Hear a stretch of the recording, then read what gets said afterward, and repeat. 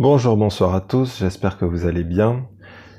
Alors, on va parler aujourd'hui des femmes à problème, je dirais plutôt du paradoxe des femmes à problème. C'est-à-dire qu'en fait, les femmes ambitieuses sont très exigeantes, elles s'agacent très facilement, il faut vraiment apprendre à gérer leur colère. Toutes les 5 minutes, elles peuvent vous les briser. Mais ce sera toujours pour le bien de la famille, ce sera pas pour des futilités. Donc en apparence, on serait tenté de dire que ce sont elles les femmes à problème, mais en fait, les femmes à problème, ce sont les femmes soumises. Parce que, au premier abord, on pourrait se dire non, elles sont soumises, elles font tout ce qu'on leur dit, elles sont obéissantes, elles s'occupent de la maison, s'occupent des enfants, s'occupent du mari. Sauf que les femmes soumises n'ont pas d'ambition. Et si elle n'a pas d'ambition pour elle, elle n'en aura pas non plus pour vos enfants. Pendant toute la durée de l'enfance, de l'adolescence, vos enfants, eh bien, vont voir germer dans leur esprit des vices, notamment celui de la paresse. Vous allez avoir quoi d'autre?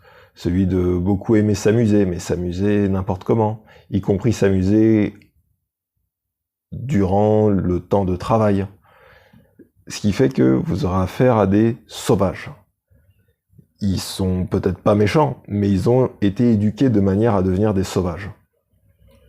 Chose qui est totalement inacceptable pour une femme ambitieuse. Elle peut pas accepter ça. Ni même se le représenter. Alors que la femme soumise, faut bien savoir que le passé des femmes soumises, c'est souvent d'avoir été en couple avec des rats.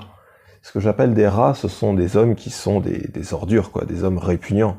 Eh ben, les femmes soumises n'ont aucune répugnance pour ces hommes-là. C'est assez incompréhensible, hein, mais bon, c'est comme ça. Il y a des fois, faut pas chercher à comprendre. Dès lors, elles n'ont aucun souci à se représenter leur enfant comme étant un moins que rien, parce que ce qui compte, en fait, c'est le lien qu'elle a avec lui. Ce qui compte, c'est qu'il aime bien sa mère. Donc, du moment que c'est un salaud, il peut être un salopard avec tout le reste de la société, du moment qu'il est gentil avec sa maman, tout va bien.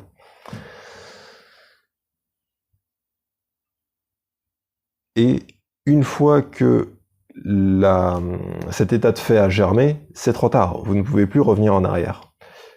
Le problème de l'homme pourvoyeur qui décide de se mettre avec une femme soumise, c'est qu'il fait le choix de la facilité et aussi le choix de l'égoïsme. Parce que, comme ça, tout le monde est à son service.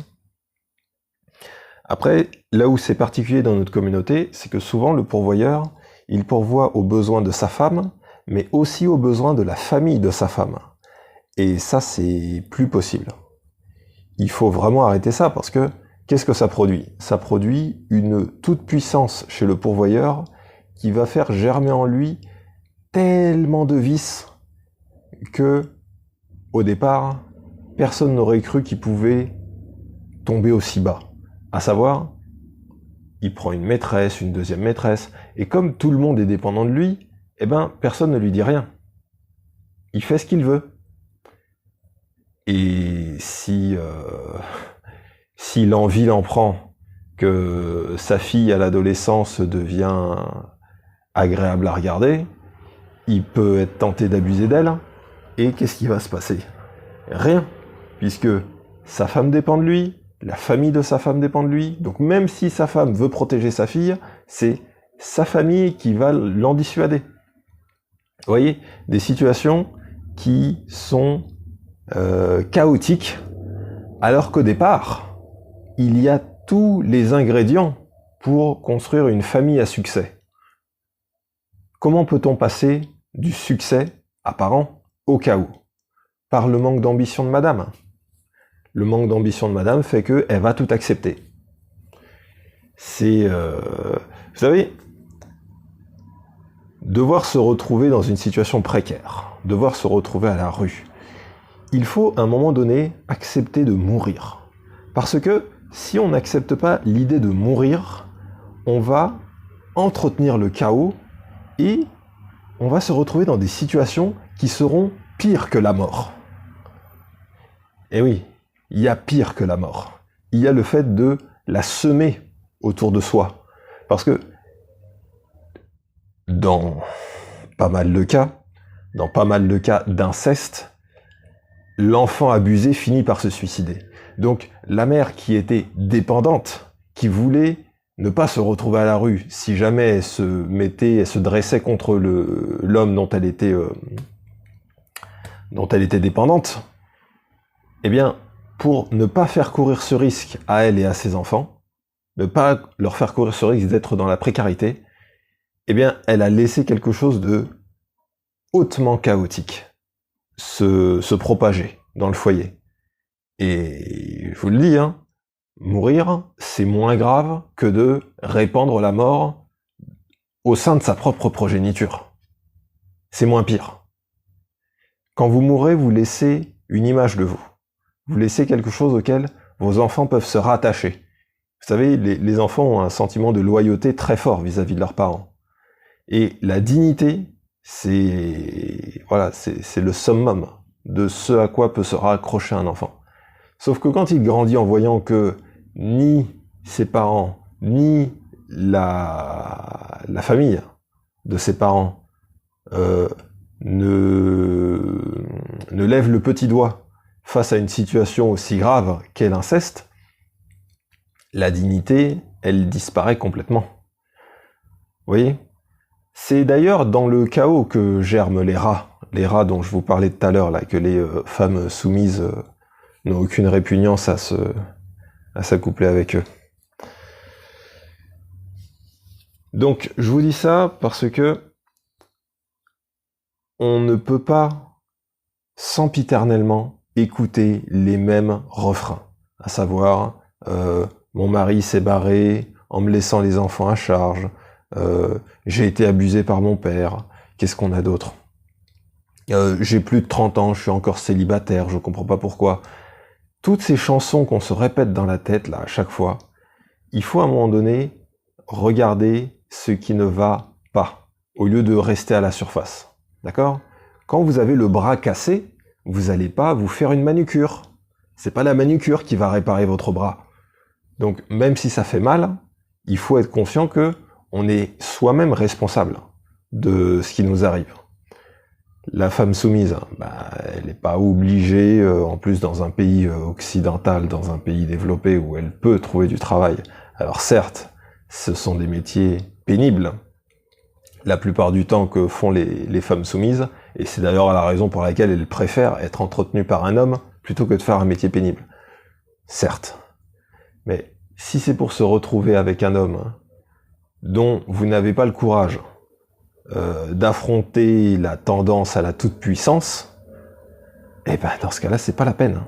C'est pas la peine, parce que si le pourvoyeur a une tendance à la toute-puissance et que vous n'avez pas le caractère nécessaire pour le remettre à sa place, sans pour autant risquer de détruire la famille, eh ben si vous n'avez pas ce caractère, ne vous lancez pas dans quelque chose qui va germer et aboutir à une situation chaotique. Ok ? Après, je vous parlais des femmes ambitieuses. Attention, les femmes ambitieuses, comme je vous le disais, ce ne sont pas des anges. Elles sont extrêmement exigeantes, elles sont extrêmement casse-couilles.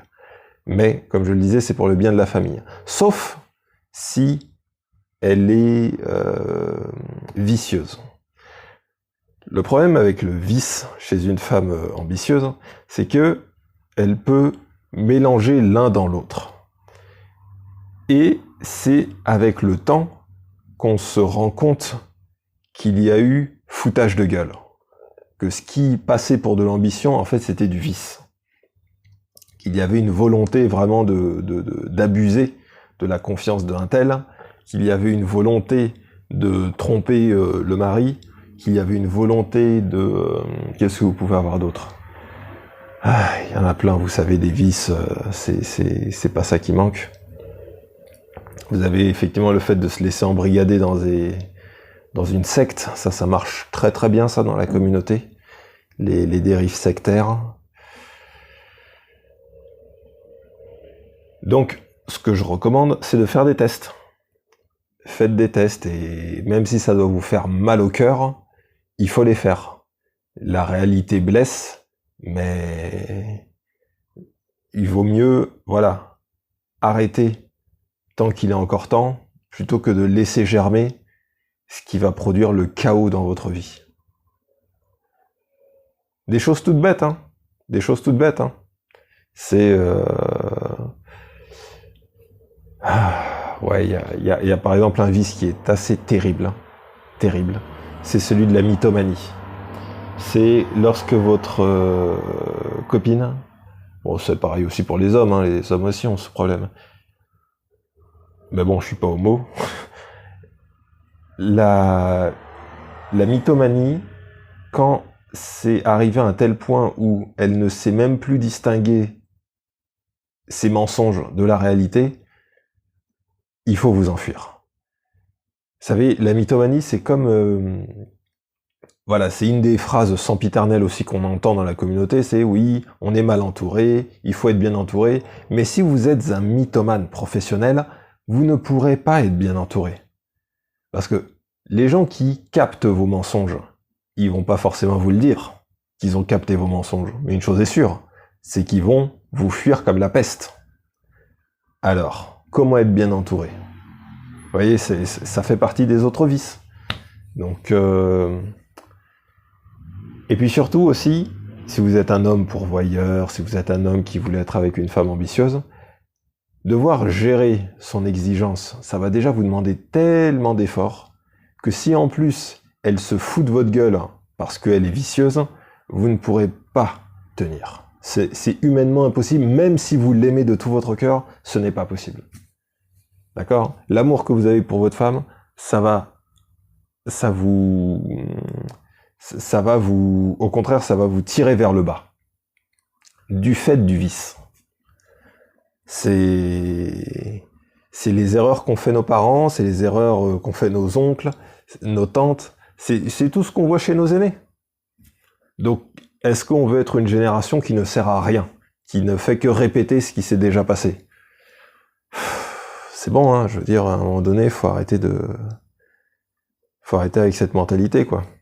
Autant je ne juge pas ceux qui sont nés dans le chaos, parce qu'il y en a beaucoup, autant ceux qui ont tous les ingrédients pour réussir, mais qui juste par commodité vont, pour l'homme pourvoyeur, se mettre avec une femme soumise, parce que c'est plus commode, ou pour les femmes ambitieuses, vont mélanger dans leur ambition du vice pour se foutre de la gueule des gens avec qui elles vont être. Ça peut être, voilà, ça peut être les membres de leur famille, les amis, tout ça.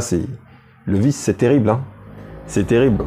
Autant les gens qui n'ont pas d'ambition, leur vice, ça se voit tout de suite. C'est écrit en gros sur leur front.